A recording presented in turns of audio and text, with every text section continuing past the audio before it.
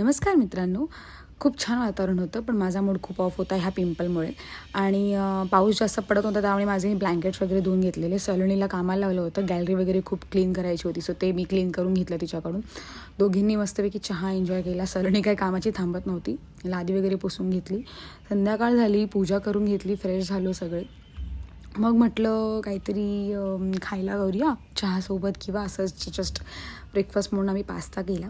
सलोनीला red sauce pasta हवा होता, so आम्ही तो रेड सॉस पास्ता रेडी केला. मी फर्स्ट टाईमच बनवत होते, मग मी तो दोघींनी मिळून खाल्ला.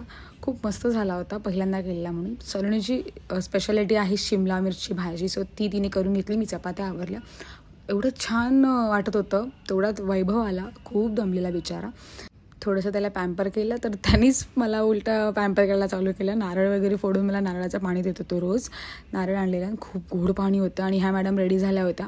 अप्पूचा ड्रेस ढापलेला तिने, कारण तिला शूट करायचा होता. मग काय, गृहिणी म्हटल्यावर असं भाजायचे डाग येणारच. भाजल्यामुळे वैभव मला ते फुकत स्वतः भरवत होता. मी म्हटलं की अरे मी खाऊ शकते, तरी पण तो मला असं भरवत होता आणि ते खूप गोड वाटत होतं. सो आजच्यासाठी एवढंच guys. Thank you for watching. Bye.